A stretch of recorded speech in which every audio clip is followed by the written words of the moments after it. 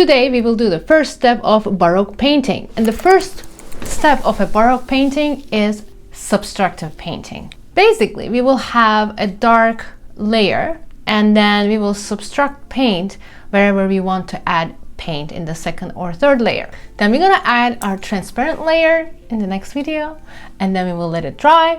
And finally, we will add the opaque layer where we want to add the details. Now, let's do the subtractive painting together.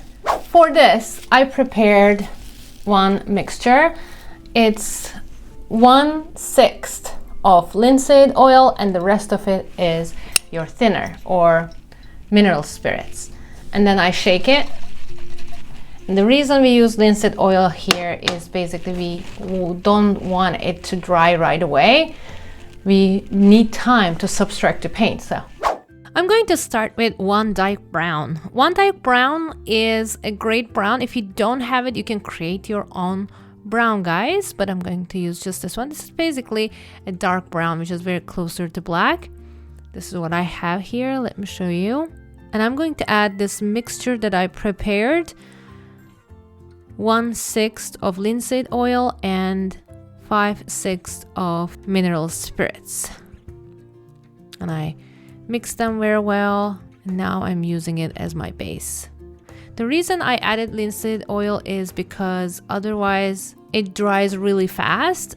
This at least allows me to work on my project 1 to 2 hours. And if I add more linseed oil than this, then it's just going to drip, and I don't want that. Here is my canvas. And these are the sponges that I'm going to use. I usually use these for my pastels, but I wash them and they are ready to go. And this one also. And I have my wipe out tool and Q-tips. Okay. Here is my reference photo, guys. I'm going to outline this after I add this Van Dyke brown layer. So let's start. I'm using my soft brush, guys. You can have a bristle brush or sable brush for the background. I'm going with the sable one here. I'm technically adding just paint here. This is the easiest step of the whole painting, guys.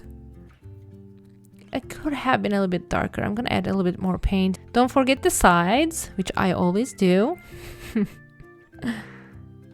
And it's almost ready. You can even go darker, guys, but I think this is fine for me. Okay, now I'm gonna start outlining, and I'm going to start from the center. When I look at the center, I see the eye of the duck. So I'm going to start with the eye. If I kind of had a cross on my canvas, the center of that cross would be the eye, and I'm going to just add that now. And then I'm looking at other lines that are very obvious there, that it's easy for me to spot. And that's the bottom arch right here, where the duck's body touches the water. And you can use Q-tips too. Look, Q-tips will have a thicker outline, but it's going to be more obvious if you're going for that. And fixing mistakes is very easy. You just go over it with your brown paint and that's it. Easy peasy. So don't be afraid to make mistakes, guys. Okay, I'm gonna do the beak now. Goes like this and here. And if I take just a straight line from the eye, I see that there's like a, I would say, feather of the duck. And I'm adding those as well. So this is how I do, guys. I'm just taking reference points by using my brush or my wipeout tool. I'm just taking some references. Okay, now it's complete. The outline is complete. Now I'm going to subtract the paint. But I forgot the water. Let me add the water lines as well because they are important. Basically, wherever the darkest blues and where the lightest blues are, I'm just marking them all with my wipeout tool. And there's this shadow here on the water. I forgot that, so I'm adding that as well. Okay, it looks good, guys, for now. Now I can start subtracting the paint. And subtracting paint means I'm going to go in and take out some paint from the lightest areas, or the light colors, light tones of the colors. For example, here there are some white lines, like dashed lines almost. And then for that, I'm using my Subtractor tool. I think this gives the widest results so far, guys.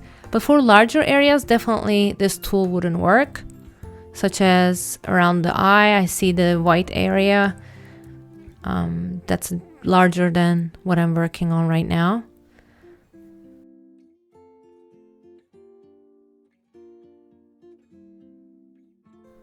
So for here, I used a sponge. Sponge removes it really well, guys.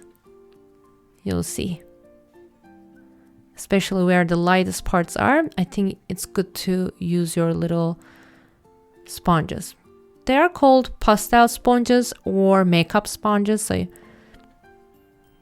doesn't matter the name, but it works the same. Even you can use a clean brush. Here, I'm just pulling the paint. It's a little bit darker than the eye area, so it's working for me. Don't forget to wipe it on a cotton rag though. And if you want lighter, you can even dip it in mineral spirits and remove the paint more.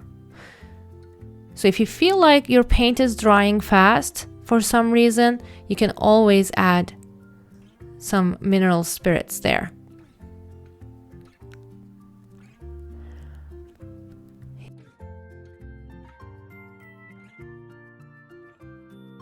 Here, I'm going to use a Q-tip.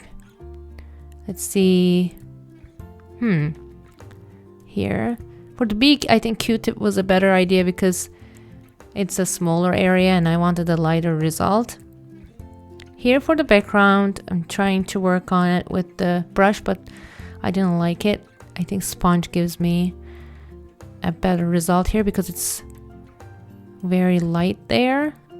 And when I add the opaque layer, I'm going to add that white or grayish or bluish grayish color there. See, it works really well. Almost it removed all the paint from the canvas. It's amazing. I think my favorite is the sponge first and this Subtractor tool is the second. Q-tips didn't work that well for me. And I also used this kitchen sponge, and I'm going to show you in a second how it turned out. But for the linear parts, the lines and such, I think the Subtractor tool is great. And of course, outlining, the first thing that we did. So there are lighter gray and lighter green parts there, so I tried to remove some paint from there.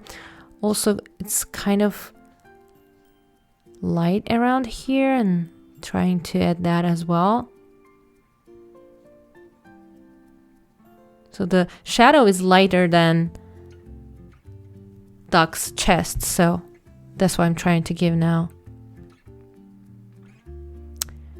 Okay, not bad. I didn't like the beak, so I'm just going to kind of add the darkest areas. Like if your darkest shades kind of get erased, don't worry guys, you can go back and add all those back in.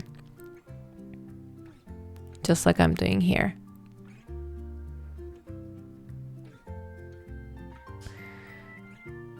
Here also, I forgot this highlight. I'm gonna add more green, brownish green there later. And then just like highlight here. I'm just a little bit more beak work here. Yeah, I think it looks good, guys. I think this is a perfect first layer. Don't forget, this is a Baroque style, so we're gonna let it dry. It's gonna take probably a day or two max. This dries much more quickly than oil paint itself because we use some mineral spirits in it, so it shouldn't take very long. And then we're gonna do the first layer, which is glazing, which will be in the next video. And the third step will be adding details with opaque layer. And that will be the third video. If you are a beginner in oil paint, I highly recommend you to watch these 2 videos until the part 2. See you there.